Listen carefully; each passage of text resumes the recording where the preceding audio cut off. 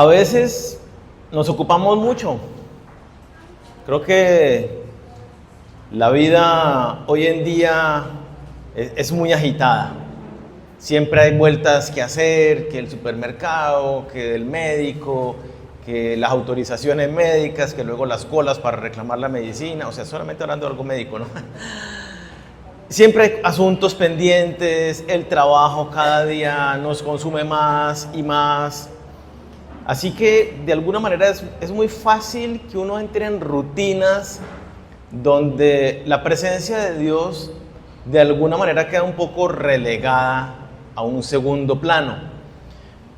Entramos en una rutina donde tal vez Dios es el tiempo que yo estoy en la iglesia y de repente un ratico que pueda sacar dentro de la semana, durante el día, para elevar una oración, tal vez al finalizar la noche de gracias o comenzando el día pidiendo sabiduría, bendición, protección.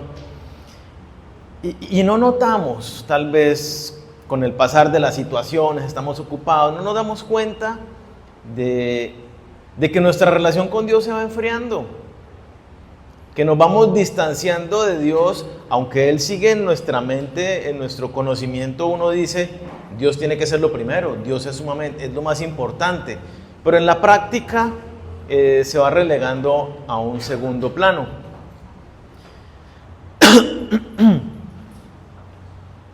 Y entonces, ¿qué hacer?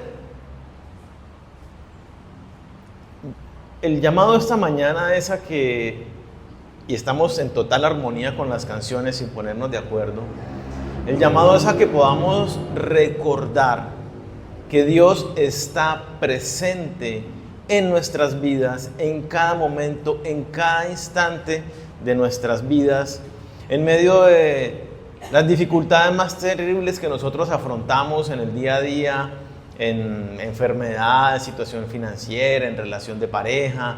En medio de todas esas situaciones, Dios está presente, Dios está allí en nuestras vidas.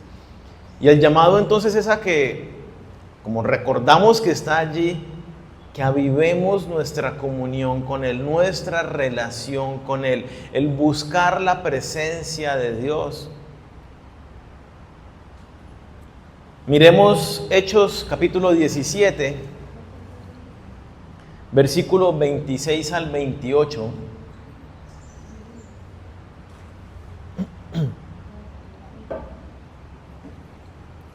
Y vemos de qué manera Dios nos crea para Él, nos crea para que estemos con Él.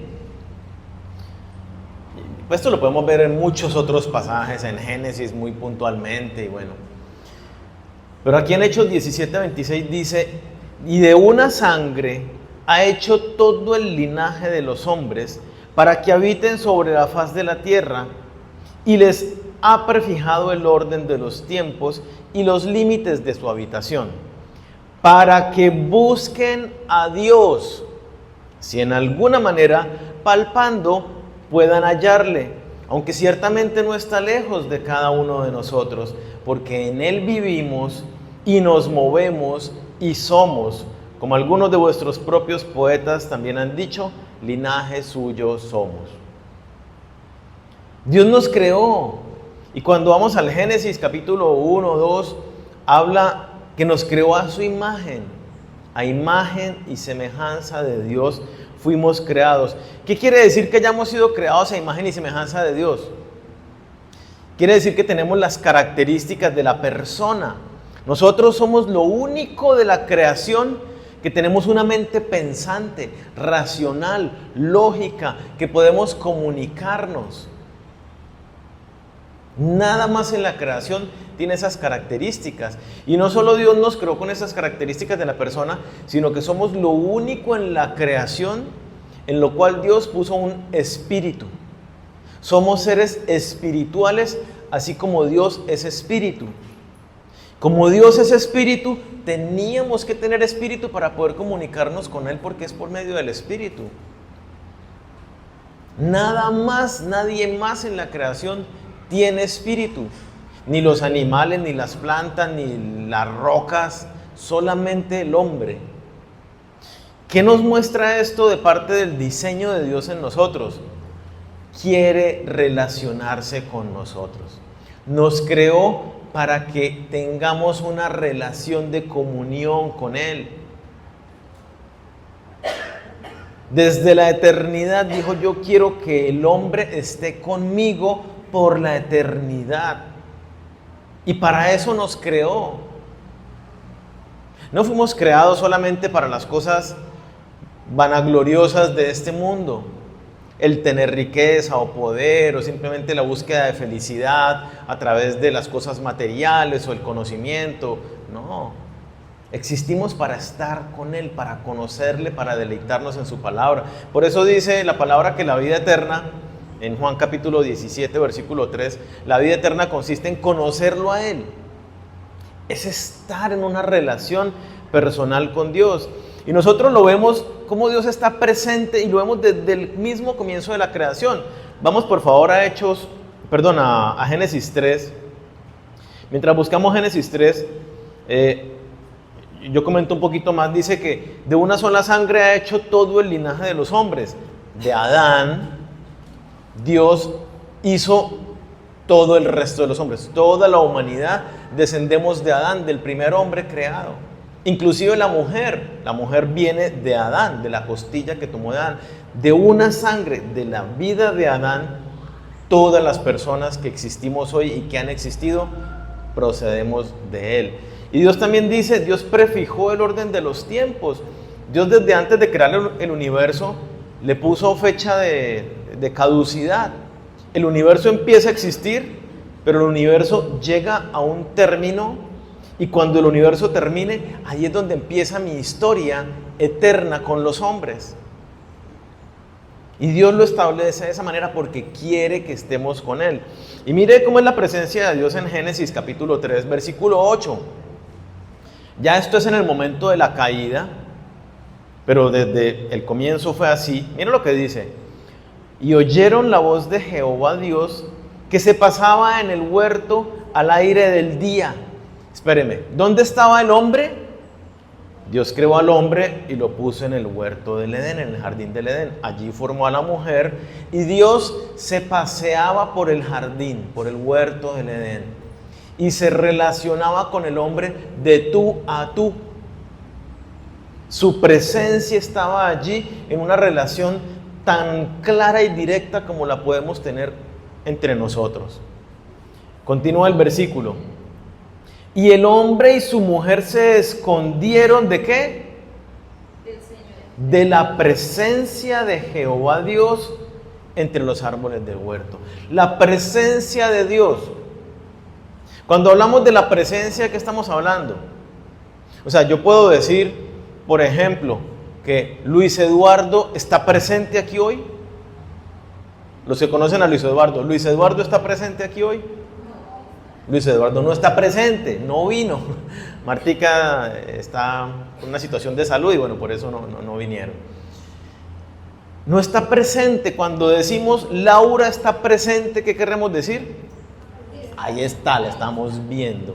Es lo mismo, el mismo sentido que utiliza la palabra cuando habla de la presencia de Dios. Es presente realmente. Tal vez no lo podemos palpar como si podemos tocar a Laura y verla, pero su presencia está allí de la misma manera real. Y aquí dice que el hombre y la mujer se escondieron de la presencia de Dios. Desde el mismo instante que Dios creó al hombre, lo creó para una relación con Él. Y Dios está presente en la vida del hombre. Pero ¿qué sucede acá? Ese momento de la caída. Ya Adán y Eva han pecado. ¿Y qué está en el corazón de ellos? Esconderse, aislarse, distanciarse de la presencia de Dios. El hombre no quiso estar en la presencia de Dios en su condición de pecado. Y esto nos habla algo muy claro para nosotros también hoy en día. Es regla natural, justamente como lo dice la palabra. Cuando una persona está en pecado suceden dos cosas. Una, reconoce su pecado, se arrepiente y viene en humillación delante del Señor y decirle, perdóname, te fallé, Señor. Límpiame de mi pecado para poder estar nuevamente en comunión contigo. Esa es una posibilidad. O la otra posibilidad es, no me acerco a Dios porque me avergüenza mi pecado. O no me acerco a Dios porque quiero permanecer en mi pecado. Y entonces, como quiero permanecer en mi pecado, no quiero ser expuesto por Dios.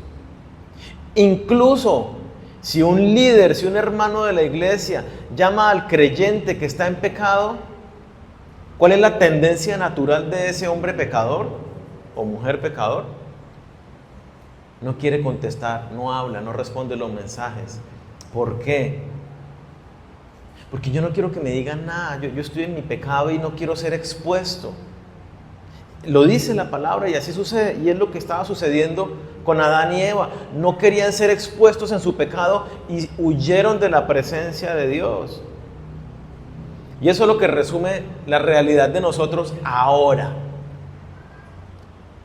Dios estaba presente con ellos paseándose en medio sin pecado. Dios es santo. Al ellos haber pecado, pues inmediatamente se separaron de Dios y toda la humanidad crecimos separados de Dios a causa del pecado que entró por Adán. Aún en un estado caído necesitamos recordar ¿para qué nos creó Dios? Para estar con Él. Y quiero que lo veamos en otro pasaje, Colosenses 1, versículo 16. Colosenses 1, versículo 16.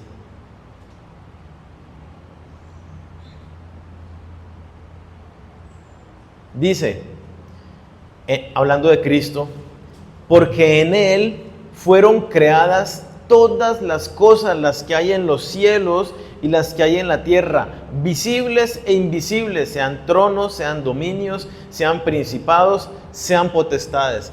Todo fue creado por medio de Él. ¿Y para quién? Para Él. Dios creó todas las cosas para Él. Somos para Él. No somos para nosotros, ni para darnos gustos y para vivir la vida chévere y alegre. Somos para Él, para deleitarnos en su presencia. Pero luego del pecado el hombre cayó de la gracia de Dios. Fue destituido, como lo dice la palabra, de la gloria de Dios, de la presencia. El hombre ya no puede estar en la presencia de Dios y irremediablemente nos separamos de Él y no hay absolutamente nada que podamos hacer para acercarnos a Él. ¿Qué puede hacer un hombre pecador, pongamos que ha cometido delito, para quitarse ese delito de encima y poder estar en la santidad de Dios? Lo que yo ya hice no lo puedo deshacer. Yo ya cometí pecado, no puedo deshacer mi pecado. Soy culpable. No puedo limpiarme delante de Dios. Humanamente es imposible. Por eso justamente Dios provee una solución a través de su Hijo Jesucristo. Él es el único camino a Dios, porque Él es el que perdona nuestros pecados. Entonces, la creación fue hecha para estar con Él, pero ahora no puede estar con Él. ¿Qué hace Dios entonces? Nos rescata. Y como para los hombres es imposible, Dios mismo asume la postura de rescatar al hombre de su situación. Y entonces Dios se hace hombre, y cuando llega el determinado momento, Dios hombre, Jesucristo, en la cruz toma tus pecados, mis pecados, los pecados de cada uno de nosotros, los carga en su propio cuerpo y paga el precio en la cruz, recibiendo la condena, el juicio, la sentencia condenatoria que tenía que caer sobre nosotros. Y por eso dice la Escritura que por medio de Jesucristo somos nosotros perdonados, presentados delante de Dios como inocentes, porque Jesús recibe el juicio. Y si entonces yo ya fui condenado, pues entonces yo ya soy inocente, ya pagué mi condena. En Cristo Jesús, eso es exactamente lo que sucede. Y entonces, cuando Dios elabora su plan de salvación y lo da a conocer ahí mismo en Génesis 3, donde leíamos el versículo 15, Dios revela el plan de salvación a través de el Mesías que va a venir, cómo Dios se va a convertir en un hombre y cómo va a pagar el precio por la humanidad. Después de que el hombre se aleja de Dios, vemos a Dios presente. En la vida del hombre pecador, Dios está presente. Y entonces vemos cómo Dios le habla a Abel, por ejemplo. Y cómo Abel, con ese corazón agradecido que adora a Dios, le ofrece un sacrificio agradable al Señor. Vemos cómo se manifiesta en la vida de Noé y cómo le habla muy claro y directo: estoy harto de la maldad del mundo, voy a traer juicio a los hombres, pero te escogí a ti y tu familia y te voy a salvar y tú vas a ser el encargado. Y entonces Noé está durante 120 años, que es lo que dura construyendo el arca, está predicando el juicio de Dios a esa generación para que se arrepientan, y no se arrepienten. Pero Dios está presente en la vida de Noé y le habla. Luego le habla claramente y se hace presente en la vida de Abraham. ¿Y qué le dice? Lo llama que salga a un lugar que yo te mostraré que tú no conoces. Y entonces Abraham lo deja todo y se va y vive caminando en tierra ajena, lleno de riquezas materiales, pero con la mirada puesta en la patria por venir, esperando las promesas que venían del cielo. Dios le hace la promesa: de ti haré una nación grande, hablando de nosotros, el pueblo de Dios. Y se manifiesta en diferentes momentos en la vida de Abraham, hablándole. Isaac, Jacob, Moisés. Está presente Dios en la vida de Moisés, lo llama desde la zarza, y no solo desde la zarza. Cuando uno mira la vida de Moisés, ve que Dios estaba desde el momento del nacimiento, como se dieron todas las circunstancias y Dios lo rescató. Estaba Dios presente, orquestando un plan con la vida de Moisés.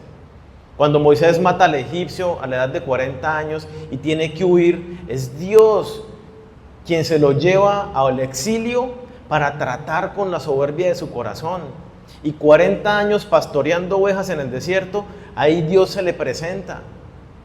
Aunque ha estado presente toda su vida, ahora se le presenta en la zarza ardiente y le da a conocer su nombre y le dice cuáles son los planes que tiene para él. Y luego le dice: estaré contigo. Éxodo 33, Moisés le dice: Señor, si tú no vas con nosotros, yo no voy a ningún lado. Y Dios le hace la promesa: estaré contigo y te guiaré. Luego a Josué lo mismo: así como estuve presente con Moisés, estaré presente contigo. Y ve uno como Dios está presente en la conquista de Canaán a través de la vida de Josué, que lo estamos leyendo en los devocionales. Vemos cómo Dios estuvo con los profetas y cómo les hablaba con una claridad a estos hombres y mujeres de Dios a través de la historia. Personas que Dios determinó que eran claves para la ejecución del plan de salvación. No se le manifestó a todo el mundo, pero Dios estaba presente, ejecutando su plan de salvación. La presencia de Dios habitando en medio del tabernáculo, en el lugar santísimo, tanto que los sumos sacerdotes no podían entrar allá porque la presencia de Dios era tan viva y tan real que el pecado los hacía caer muertos. En medio del pueblo de Israel habitaba la presencia de Dios.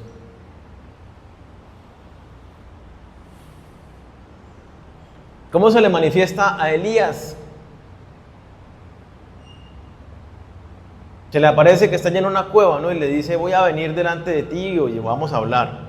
Y entonces Elías está atento cuando venga el Señor. ¿Y qué viene? Un viento muy fuerte y recio que tumbaba montañas, y ahí no estaba la presencia de Dios.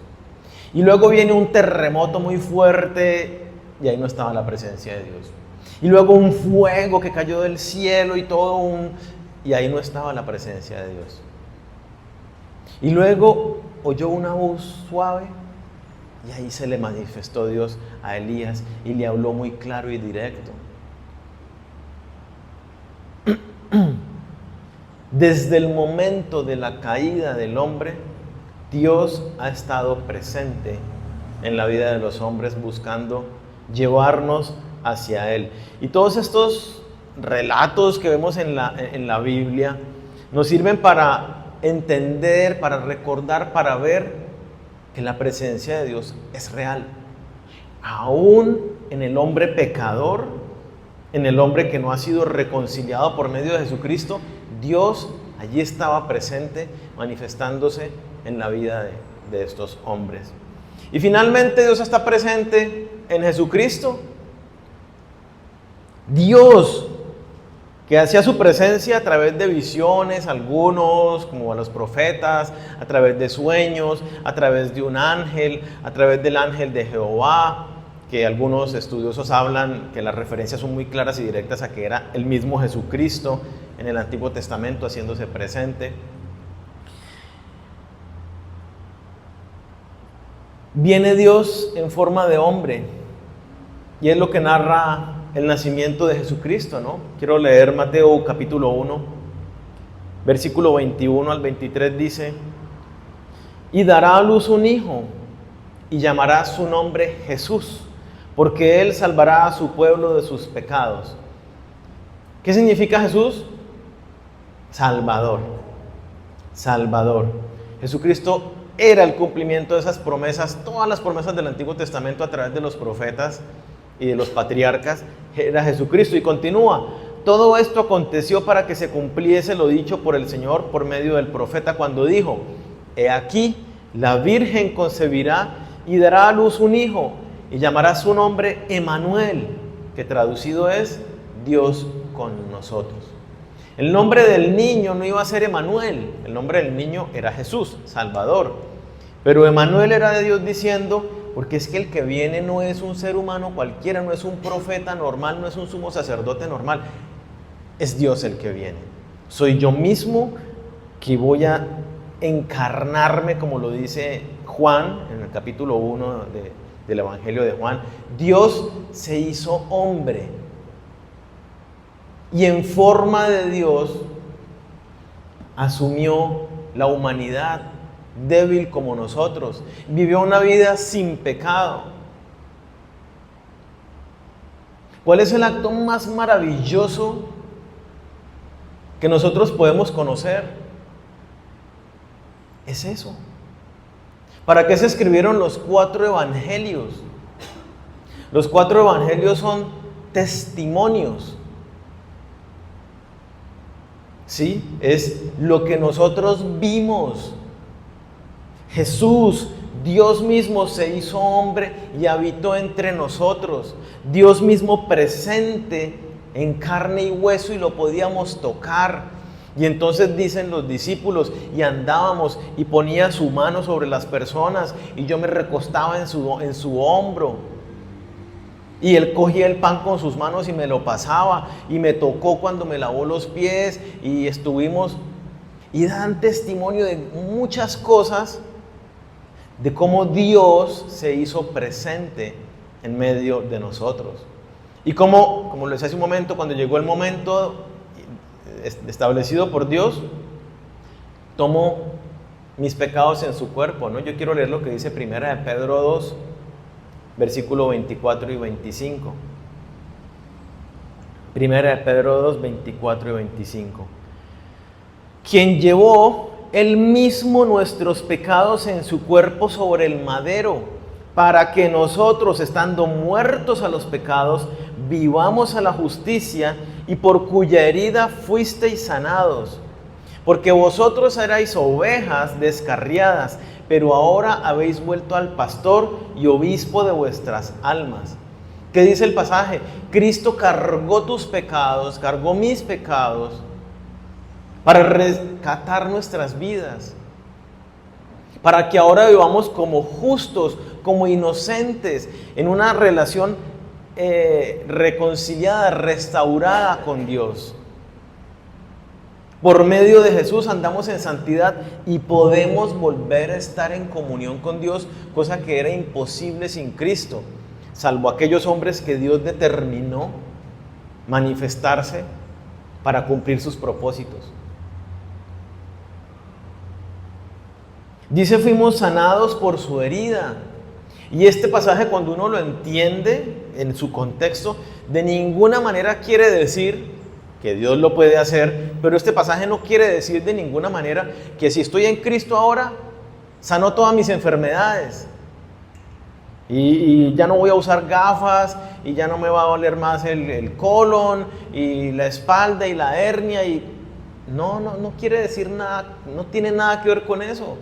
Cuando entendemos el contexto es muy claro. ¿Qué quiere decir que sanó por cuya herida fuisteis sanados? ¿De qué nos sanó? Pues es que el plan de Dios es para sanar la enfermedad mortal que nos separa de Él por la eternidad, y es el pecado. Fuimos sanados del pecado. La palabra sanado literalmente se traduce también salvados, limpiados, liberados del pecado. Dios nos ha sanado, nos ha limpiado de la herida mortal para que ahora podamos estar con Él. Y lo dice ahí renglón seguido. Erais ovejas descarriadas, o sea, estábamos sin pastor, lejos del pastor, pero ahora habéis vuelto al pastor y guardián de vuestras almas. ¿Para qué muere Cristo en la cruz? ¿Para qué nos creó Dios? Para estar con Él. ¿Qué pasó con el pecado? Nos separó de Él e hizo imposible que estuviéramos con Él por la eternidad. Jesucristo, siendo Dios, paga el precio por nosotros. Toma mi lugar, nuestro lugar en esa cruz, y recibe la condena. Y por Cristo somos entonces perdonados, sanados en estas palabras. ¿Para qué? Para volver a nuestra relación con Dios. Para que volvamos a experimentar una relación personal con Dios tal cual como la experimentaban Adán y Eva con Dios, que se paseaba en el jardín del Edén. Y entonces uno tiene que empezar a hacerse preguntas. ¿Mi relación con Dios es tan real como la relación que tenía Adán con Dios en el Edén?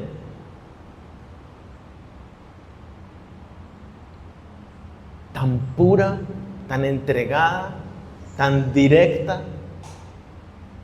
Porque eso es lo que nos dice la palabra. Tenemos entrada ahora al trono de la gracia. Entremos pues confiadamente al trono de la gracia. Ahora podemos hacerlo por medio de Cristo Jesús. Efesios capítulo 1, versículo 4.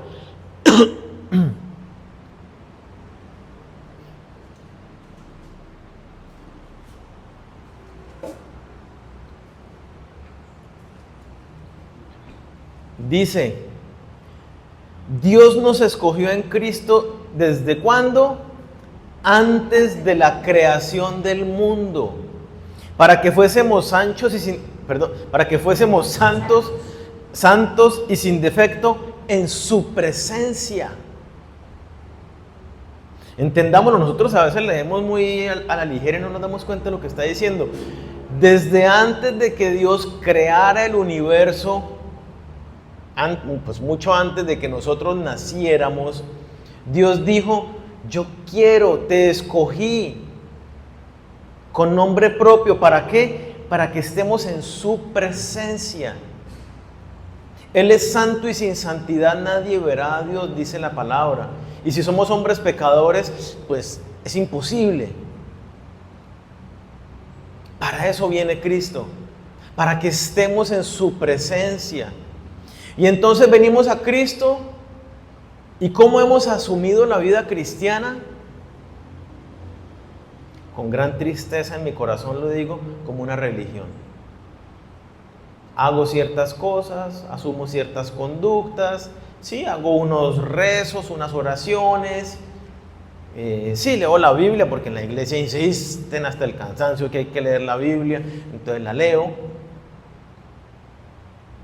Pero ¿dónde está esa reconciliación con Dios?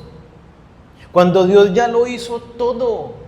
Es que ¿cómo no lo entendemos? Desde antes de que el mundo existiera dijo, a ti Alicita, te quiero conmigo. Y a cada uno con nombre propio, te quiero conmigo. Y envío a mi hijo a que muera en la cruz para que estés conmigo. Y venimos, decimos que creemos en Jesús, pero no estamos con Él. Y pensamos que una relación mediocre, a través de oración, ahí más o menos, es una relación personal con Dios. Que decir, bueno, está bien, voy a sacarle 20 minutos para hablar con Él.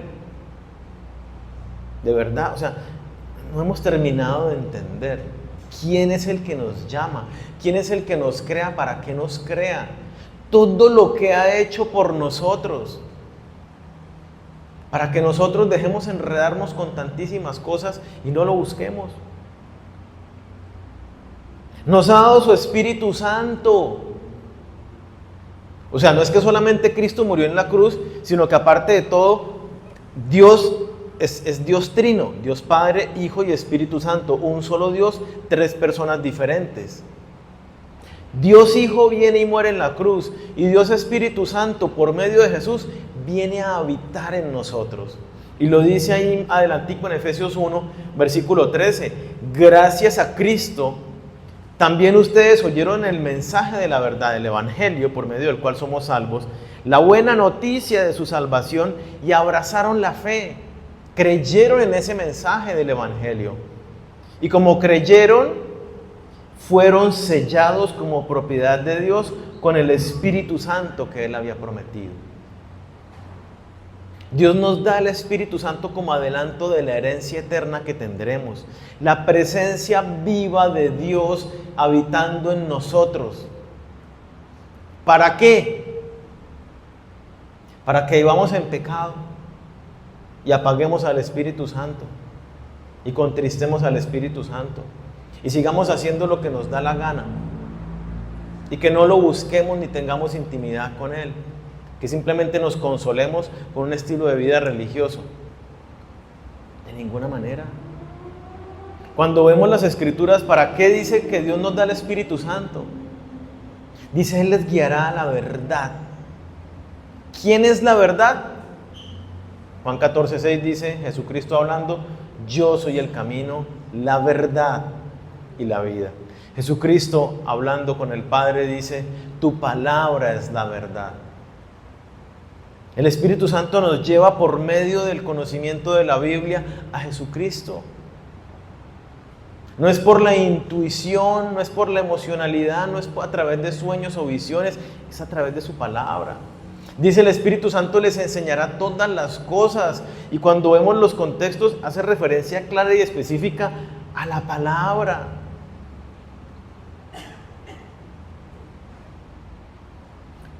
¿Cómo nos conocemos? ¿Cómo puedo yo llegar a ser amigo de cualquier persona? Hay una única manera de llegar a ser amigo de alguien, y es comunicándome con esa persona.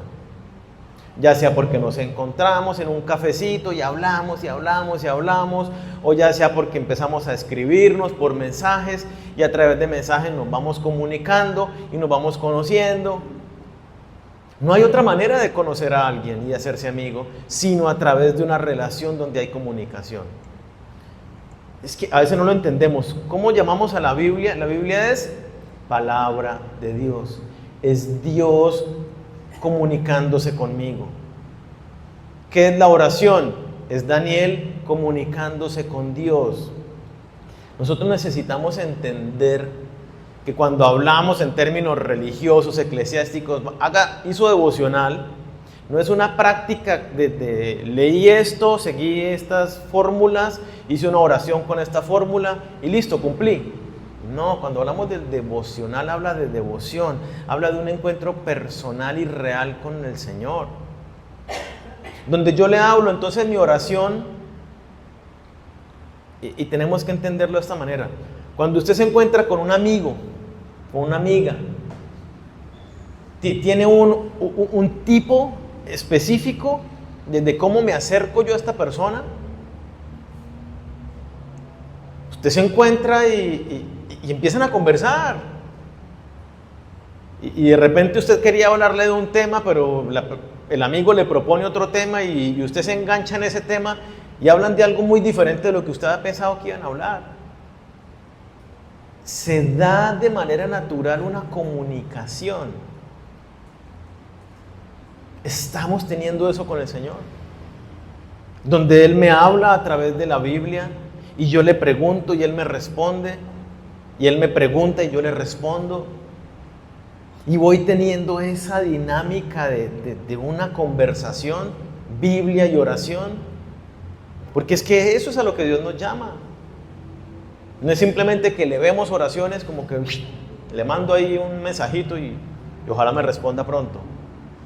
No, también habrá momentos, yo con los amigos, pongámosle antes, le dejaba un mensaje de voz o mandaba una carta o un correo. También hay esa parte de comunicación. No es que sea pecado orar de esa manera, pero no es personal.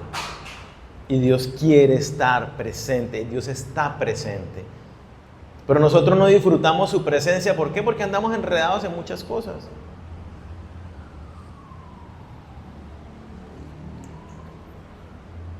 Buscar a Dios. ¿Cómo buscamos a Dios entonces? Algunas personas piensan que buscar a Dios es a través de experiencias. Llámese de alabanza, de vigilia, de un rato de oración en la intimidad o en la iglesia. Y hay una tendencia muy fuerte de pensar que es allí que está moviéndose el Señor, en la experiencia, en una experiencia sensorial. Otros piensan que es por medio del conocimiento intelectual. Y entonces me meto en la Biblia y tengo teologías sistemáticas y Biblias de estudio y conozco y le aplico el método científico y descubrimientos arqueológicos y cómo a través de la lógica y de la razón yo demuestro y confirmo que Dios está presente y que esto y las dos corrientes están mal. Las dos están equivocadas. 1 Corintios 1, 22 y 23 dice: los judíos piden señales, quieren esas manifestaciones y así que baje un fuego y que como Dios estuvo con Moisés en la montaña en medio de nubes y truenos y relámpagos, si aquí no temblamos en medio del espacio que estamos buscando al Señor, no vino la presencia de Dios. Y entonces Dios dice: los judíos piden señales y los griegos buscan sabiduría, quieren es pura lógica, entenderlo así, puro entendimiento racional. Pero dice: nosotros predicamos a Cristo crucificado. Para los judíos ciertamente es un tropezadero y para los gentiles es una locura, es un absurdo. No es la búsqueda de experiencias emocionales la que nos garantiza la presencia de Dios, ni la búsqueda del conocimiento racional e intelectual. Estas dos vertientes Dios las desecha.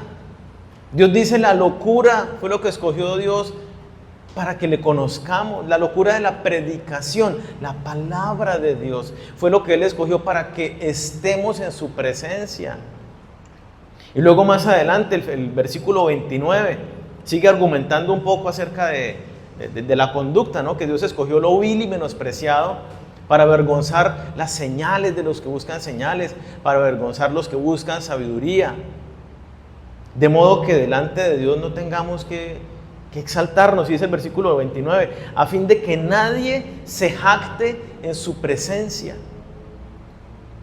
Si yo vengo a la palabra de Dios y la entiendo, y me encuentro con el Señor a través de la Biblia, ¿por qué es?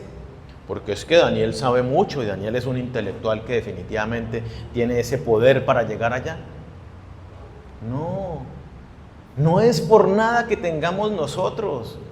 Dios nos ha dado su Espíritu Santo para guiarnos a través de la palabra y que Él nos hable y que podamos experimentar esa relación real, más allá de que pueda demostrarlo con la lógica o con experiencias sensoriales o emocionales.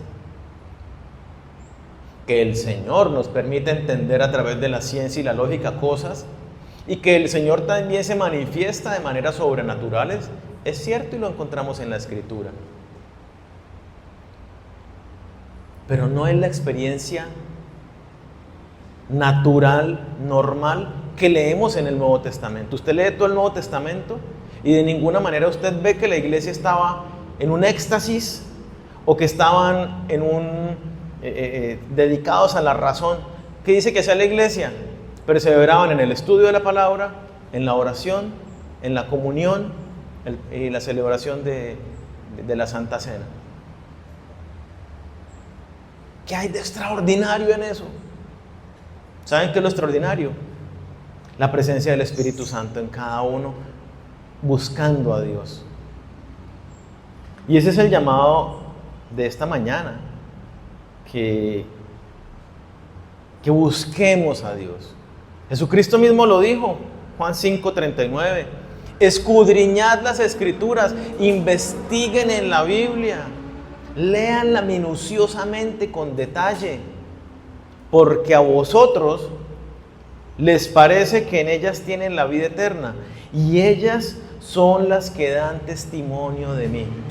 Jesucristo mismo nos dice, oiga, métanse en la Biblia, pero no para encontrar razones respecto del Génesis, respecto de la genética y respecto de la ciencia. No, métanse para encontrarse cara a cara conmigo. Ellas dan testimonio de mí, en ellas ustedes se encuentran conmigo. Y entonces, ¿a qué nos llama Dios? Ahora como hijos de Dios, como reconciliados por medio de Jesucristo. 1 Corintios 1:9 es uno de esos pasajes que marcó mi vida desde mi comienzo de mi caminar con Cristo. 1 Corintios 1:9 dice, fiel es Dios, por el cual fuisteis llamados a la comunión con su Hijo Jesucristo nuestro Señor. ¿A qué somos llamados? A una coinonía, a un compartir, a un estar allí presentes con nuestro Señor, en una relación muy real. Primera de Juan, capítulo 1, versículo 3, dice que nuestra comunión es con el Padre y con el Hijo y con los hermanos en la iglesia. Estás diciéndole Juan a los cristianos, y le dice, nuestra comunión es entre nosotros. Si usted está con Dios, usted tiene comunión con nosotros, con la iglesia. Y nuestra comunión de los hijos de Dios es con el Padre y con el Hijo. Así como también nos habla la Escritura que la comunión es con el Espíritu Santo. Nuestra comunión es con Dios, Dios Padre, Hijo y Espíritu Santo. Dios está presente en tu vida de manera activa, de manera tan real como la persona que está al lado. No nos dejemos enredar en medio de tanto que hacer, en medio de buscar a Dios a nuestro parecer. No, vengamos a buscar a Dios como Él nos dice. Tenemos sus promesas, Hebreos 13:5, que nos dice: sean vuestras costumbres sin avaricia, contentos con lo que tenéis ahora, porque Él dijo, no te desampararé ni te dejaré. Y ahí está citando un pasaje de Deuteronomio donde Dios dice que nunca te dejaré, jamás te abandonaré. Dios siempre está presente en nosotros. ¿Qué otra promesa tenemos? Mateo 28:29. Yo estoy con vosotros todos los días hasta el fin del mundo. Dios está presente en tu vida.